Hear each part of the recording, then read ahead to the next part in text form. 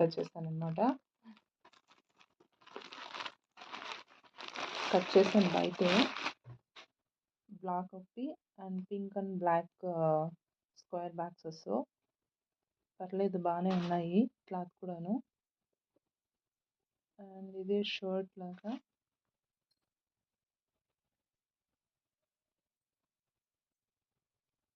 So ఇదొకటి ఇదొకటి. ఈ రెండు మ్యాచింగ్ చూద్దాము. బాగానే ఉన్నాయి. ప్యాంటు, ఇది షర్ట్